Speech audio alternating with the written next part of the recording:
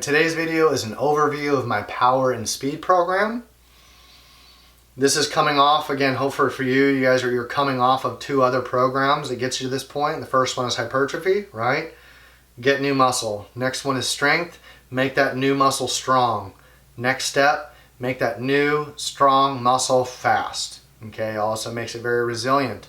It's very focused on the central nervous system because of this state of acceleration. Again, there's only 3 variables we're dealing with here. We're dealing with the mass of the object, okay, the person, or the state of resistance, like a band, okay. We have the state of acceleration, right? In power and speed, the percentages should be really low, right? That way the state of acceleration is very, very high, okay. And the other component we have to it is the distance traveled, right? So if we think about traditionally, think of power. And it's interesting that, we have power lifters. By no means are power lifters lacking power, but power lifters are primarily absolute strength, okay? Because mathematical power, right, is determined by this speed. The higher amount of speed at the higher amount of mass, we have a much, much, much higher state of force. Okay, it's power and speed. So instead of thinking of power lifters who have a tremendous amount of weight, slow relative to the weight. And again, I'm saying slow. They are not. If all of a sudden someone's bench pressing 700 pounds and that the bar would just disappear, bam, yes, the hands would move extraordinarily fast. Okay, but think of Olympic weightlifters. Okay, highest possible mass moving over a given distance at the highest rate of speed or velocity, okay? That right there, that again, swinging a baseball bat, okay? Throwing a baseball, kicking a ball, whatever it is, something where an object is the higher velocity that moves, okay? That's power and speed, okay? So why is power and speed so necessary? Well, it kind of closes the loop of development of an athlete, right? Because you have the hypertrophy, you have strength. Now we need an aspect of power and speed and athleticism, okay? So really keep that in mind.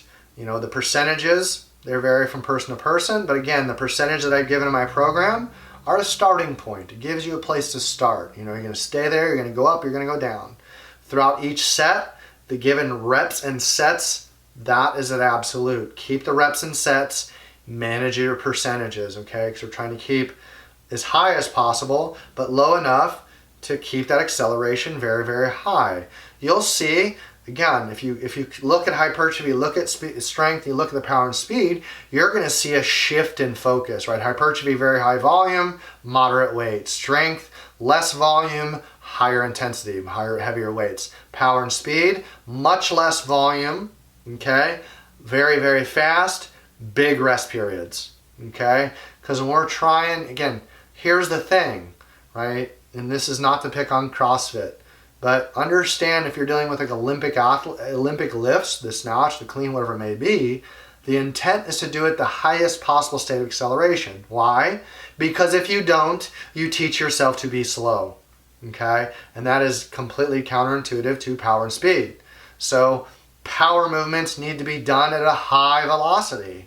They need to be. And that is why power and speed needs to come after hypertrophy, strength, okay? Because of the nature of the nervous system. Also, we're trying to build a foundation, stress that foundation out with heavier weight. Now we take the weight away, increase the velocity. Now the body is in a position to decelerate because of the hypertrophy and strength, right? It's why we don't start out from power and speed, right? This is why we don't start non-athletes off in a power and speed dynamic movement. This is why we don't ever recommend using a novice lifter, throwing him into a CrossFit gym and doing a high intensity interval training session. They have not built the foundation of hypertrophy or strength to create deceleration on the other side, okay? Being power and speed. So again, as you're going through the programs, keep in mind, the reps and sets are prescribed, okay? The percentages can go up and down, right? It's very likely you're not going to go up in your percentage with a power and speed program, okay? And again, within a given set, right, if it says 5 sets of 8 for 40 reps, rep number in power and speed, Rep number 40 better be as fast or faster than rep number 1. Because if you are going slower throughout the program, what you're teaching yourself is that, hey brain, when central nervous system fatigue begins to happen, everything slows down, and now we're training at a slow pace, and then it is no longer power and speed. Okay? So here's a very common sort of theme for those of you that are baseball fans, right?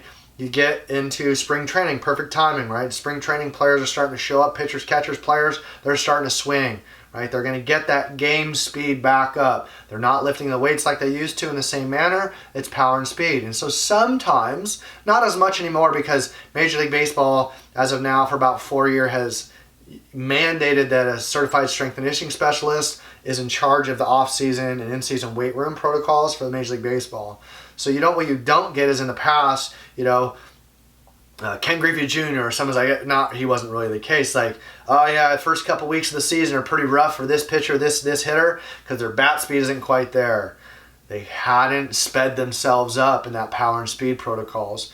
Okay, so that is extremely detrimental to getting a fast start in Major League Baseball. Okay, or any sport for that matter. So think of what power and speed is. Okay, object A moving over distance at the highest state of acceleration, and ideally, right, as we get better, right, that mass is going to go up. So again, using baseball as a perfect example. Okay, the average bat weight is about 30 ounces in the Major League Baseball, or 33 ounces, give or take. Okay, the average bat length, 33 inches at 30 ounces, the average bat weight and length in Major League Baseball, right? If the mass was higher and they don't have ability to accelerate it, they won't be able to transfer that force into that 6.3 ounce ball. Okay, in the same regard, if the bat was entirely too light, it also wouldn't be able to produce force into that 6.3 ounce ball, because that ball is moving now in excess of the 93 to 95 miles an hour. It will break the bat. Okay, so choosing a mass and being able to accelerate it, okay, is the key. That's the key. An inability to accelerate is basically where we stop or we transition to a lighter weight. Okay, so keep that in mind in sport. So get the bar moving, be stable, manage your percentage, go down if you need to keep that acceleration up, and you will find that your power and speed will really increase. What's really cool is not only your power and speed increase, your absolute strength will increase as well, because of the effect that it has on the nervous system. Are you going to get any hypertrophy from it? Likely not, but you may lean out. There's a very likely chance, because of the nervous system impact, you may lean out a little bit. That really depends on dietetics. Okay? Power and speed really complements strength. It obviously complements hypertrophy. And then again, what happens? We get new muscle, make that new muscle strong, make that new strong muscle fast, and now we go back to hypertrophy. Do it again, right? Do it again. We just keep making that cycle, and that's periodization. So hopefully that was helpful. That's power and speed, and that should be about enough for you guys to understand. Hope you're well. We'll do this again.